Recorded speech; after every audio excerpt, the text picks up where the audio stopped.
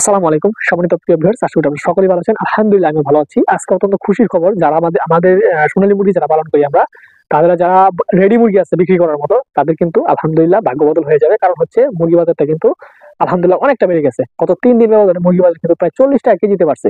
যেটা ছিল ২১০ টাকা কেজি, এখানে কিন্তু এখন কিন্তু ২৫০ টাকা কেজি প্লাস আমাদের সোনালী মুরগিটা আমাদের নরসিংদীতে। পাশাপাশি যেহেতু আমাদের এলাকায় মুরগির বাজারটা বাড়ছে, সেহেতু সারা বাংলাদেশে এই বাজারটা বাড়বে। কারণ আহ এক জায়গায় যখন মুরগি বাজারটা বাড়ে, তখন কিন্তু বিশেষ করে বগুড়া এবং নরসিংদী এই ২ জায়গায় যখন মুরগি বাজার বাড়ে, তখন কিন্তু সারা বাংলাদেশে বাড়ে। এবং মনে করো যে কাপ্তান বাজারে যখন বাজারটা বেশি থাকবে, তখন কিন্তু সারা বাংলাদেশে মুরগি বাজার বেশি থাকবে, এটাই স্বাভাবিক। এবং এখন যারা রেডি মুরগি যাদের আছে, তারা অবশ্যই আপনারা বিক্রি করবেন না, মুরগিটা রেখে দেন।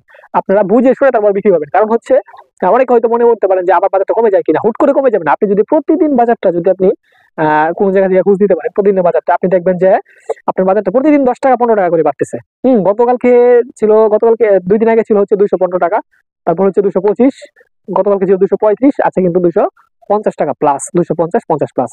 তো এই যে বাজারটা বাড়তি, এই বাজারটা কিন্তু হুট করে কিন্তু আগামীকালকে কিন্তু আবার ২৩০ নেমে আসবে। জিনিসটা কিন্তু এমন হবে না।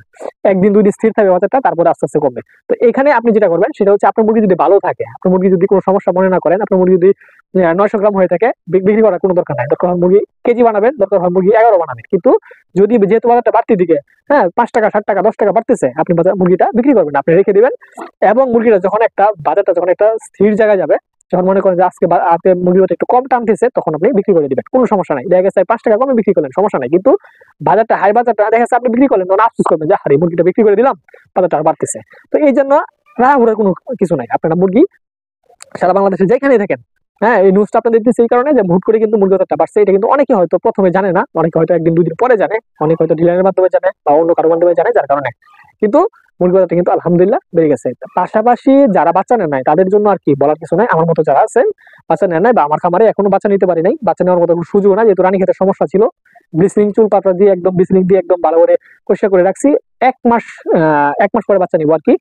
অন্তত ঈদের ১০ থেকে ১৫ দিন পরে বাচ্চা নেওয়ার চিন্তা ভাবনা, এর আগে বাচ্চা নেওয়ার চিন্তা ভাবনা নাই। কারণ সর্বনিম্ন ২০ থেকে ২৫ দিন বা ১ মাস রানীক্ষেতে সেটা ফেলে রাখতে হয় চুন বেসিনি চূড়া দিয়ে। যাই হোক, দোয়া করবেন। যেহেতু বাচ্চা নিতে পারে নাই, হাই রেটে বাচ্চা নিতে হবে, এটাই স্বাভাবিক। গত রেটে আমরা যে বাচ্চাটা বিক্রি করছি ২৭ টাকা করে, সেই একই বাচ্চা কিন্তু সামনে বুধবারে বা সামনে রবিবারে কিন্তু প্রায় প্রতি বাচ্চা কিন্তু ৭ থেকে ৮ টাকা বাড়ার সম্ভাবনা আছে। প্রায় ৩৪-৩৫ টাকার মধ্যে বাচ্চাটা নেওয়া লাগতে পারে যদি কারো বাচ্চা নেন। কিন্তু তারপরে আমি বলবো, যদি বাচ্চা যারা নেওয়ার চিন্তা ভাবনা থাকে, তারা বাচ্চা নিয়ে নিতে পারেন, খুব দ্রুত নিয়ে নিবেন।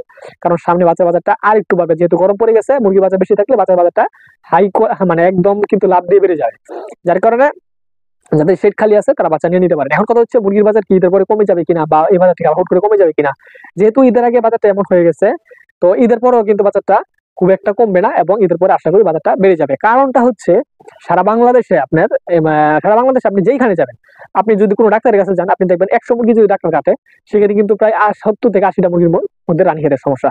যার কারণে রানীক্ষেতের সমস্যা হওয়ার কারণে অনেক খামার বিলীন হয়ে গেছে। বিলীন হয়ে যাওয়ার কারণে খামার কিন্তু এখন বন্ধ আছে, বাচ্চানোর মতো সুযোগ নাই। দেখা গেছে আমার খামারে যদি রানীক্ষেত না হতো, তাহলে কিন্তু আমি মুরগি বিক্রি করার পরে আমি কিন্তু পরিষ্কার করে ২ দিন পরে আবার বাচ্চা নিয়ে নিতাম। তো যেহেতু রানীক্ষেত, এখন কিন্তু বাচ্চাটা নিতে পারতেছি না। যার কারণে এই যে একটা গ্যাপ পড়তেছে, বা এই যে একটা গ্যাপ পড়বে সারা বাংলাদেশে বা মুরগির, এই গ্যাপটা কিন্তু সামনে কিন্তু মুরগির বাজারটা আলহামদুলিল্লাহ বাড়তে যাবে। এবং এই গ্যাপটাই কিন্তু সামনে পড়বে ঈদের পরে, বা এখন পড়তেছে অলরেডি। কারণ রানীক্ষেতে অনেক মুরগি নষ্ট হয়েছে। যাই হোক, যাদের মুরগি আছে তারা দেখে শুনে বুঝে তারপর বিক্রি করবেন, এবং যারা বাচ্চা নেওয়ার মতো সুযোগ সুবিধা আছে বা ক্যাপাসিটি আছে, তারা বাচ্চা নিয়ে নিতে পারেন। আশা করি আলহামদুলিল্লাহ ভালো হবে। সামনে বাজার ইনশাল্লাহ কমবে না, বাড়বে আশা করি। তো আজকে এটুকুই ছিল। আসসালামু আলাইকুম ওয়া রাহমাতুল্লাহি ওয়া বারাকাতুহু।